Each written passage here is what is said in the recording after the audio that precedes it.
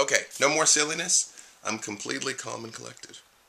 So, what I was saying then is you can find a way to be compensated for engaging in your passion, or at least engaging in some aspect of your passion. But even if you can't make it that far, even if you don't see how you can be compensated for it, at least engage in it. Like what I mean. Say you really, in your heart and soul, you want to sing. You've always wanted to sing from when you were little. And maybe you were too shy. Maybe your parents weren't supportive. Maybe you were afraid everybody was going to laugh at you. Maybe they really did laugh at you when you tried, so you've never actually had any training. So the next step then is get some training. It's not that hard, or you can go on the internet. You can learn anything on the internet these days. And just go and watch some videos of voice lessons and just lock yourself in a room and just kind of start doing it. Go, scales, me, all that stuff. I can't sing. Actually, I can sing really low. It's strange. Like, I'm not going to do it. But I can sing like low. You wouldn't think that from my voice. But anything else, can't really do it. But I sing anyway because I like it and it makes me happy. Which, that's another thing.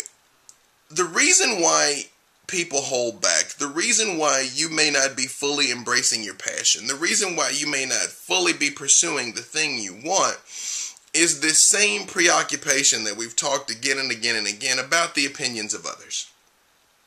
And this may come as a shock to you that I feel this way, but what other people think does not matter.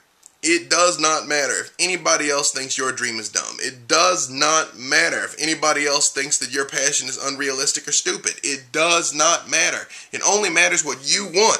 Look at this. Tony Hawk gets paid millions of dollars a year to ride a skateboard. To ride a skateboard, this man gets millions of dollars a year. Okay? If that's possible, anything is possible. Okay? Now, you might be in a situation where because of having a job and having a family and maybe being married and maybe having a legitimately tight schedule and maybe some economic constraints, you can't just run off and start taking, a college course in painting. I hear that. But there's still a way for you to make progress, and there's still a way for you to make progress every single day. Maybe you got to start by going to the library and just checking out a book on art to just familiarize yourself, to just get some idea what it's about. Maybe you have to start looking around to see if there's any classes at the YMCA or community college. There might be free art classes. A lot of cities do things like that all the time, and people just don't take advantage of it. Hey, those are your tax dollars at work, right? Or maybe it's just so much as you, like I said, you got to spend a couple of minutes watching videos on YouTube to just figure out what are different styles of art. What do you like? Are you an impressionist? Do you like realism? And then you can start figuring out what it is your thing, so you can start educating yourself about it and start enjoying more of it. Because here's the thing. Even though it's going to take time for you to learn this, it's going to take time for you to cultivate the skill set, all the time that you put into it will make you feel so much more alive and make you feel so much better that you're actually going to have more to give to your friends and family and people around you. Does that make sense? See, my friends and family know when I'm training consistently in the martial arts and when I'm not. Because sometimes, because of my schedule, because of budgeting, because of whatever, I can train more sometimes than others. Okay?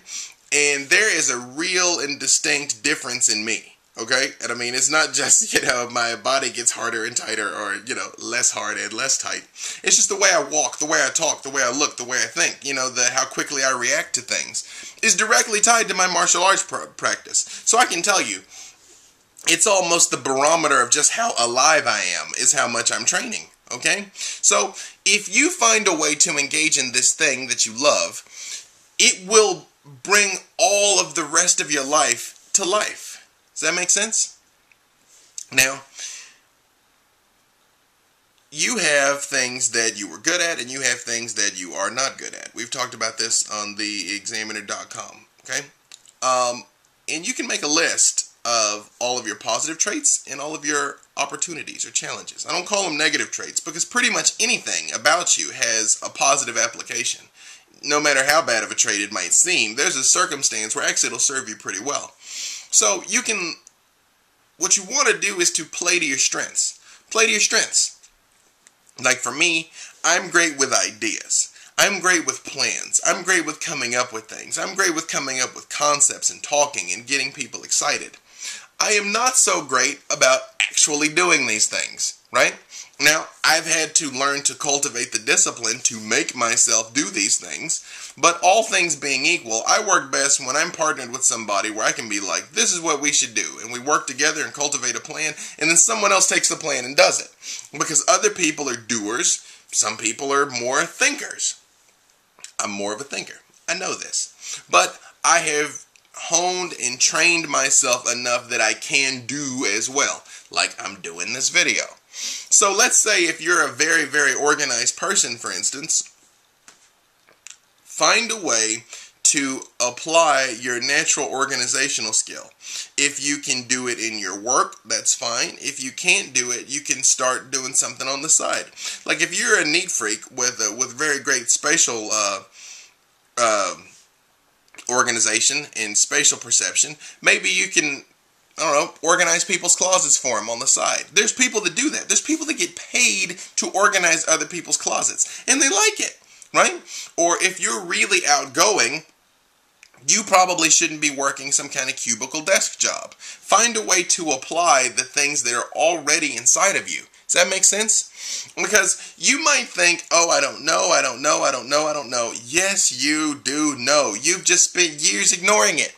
You've spent years letting people tell you that it was silly, or rather assuming people will think that it's silly.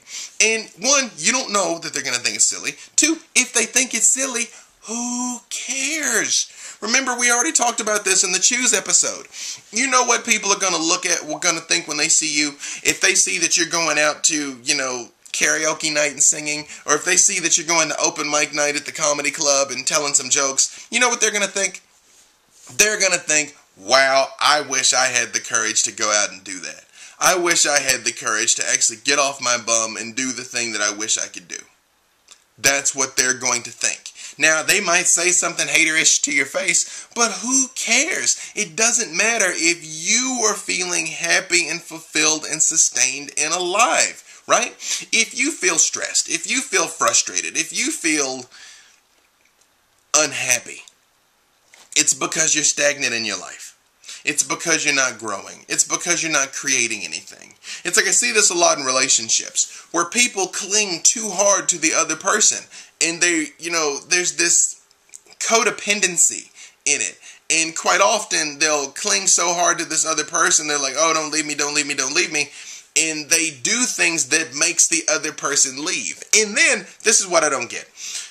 It's like, I've seen people that it's all like, you're going to leave, you're going to leave, you're going to leave, you're going to leave. And their partner's like, no, I'm not, no, I'm not, no, I'm not. And they're like, yes, you are, yes, you are, yes, you are. And they're like, no, I'm not, no, I'm not, no, I'm not. And they're like, yes, you are, yes, you are. And finally they're like, fine, I'm leaving. And then this person's like, ha, I knew it. You didn't know anything. You drove them away. You drove them away through your behavior, through your actions. You drove them away. And here's why you did it. You were looking for sustainment and fulfillment in another person. You were looking for another human being to fill a hole in you. And they can't. No other person can fill that sense of what's missing that you feel. That missing piece is not in another person. It's not in an alcohol bottle, okay? It's not anywhere out there. It's only in here. It's only in here. Only you have the ability to fill in that gap, okay? And I can tell you how you do it. This is how you do it. Start pursuing the task that you were sent here on earth to perform. Start creating. Start doing. Start growing. Learn to know your creator better. If you don't believe in a God as such, then just start moving into alignment with the flow of life. Right? When you start performing your task, when you start performing your vision, when you start performing your mission. In fact, I'm about to shoot another episode about your vision and your mission. That's what I'm going to do right now. So I'm going to help you with this. But I'm going to cut this one off for now. We're going to go talk about vision and mission, so you can see that one next time. But I love you. Find me. Facebook, MySpace, Twitter. You're great, and I love you. Okay, bye-bye.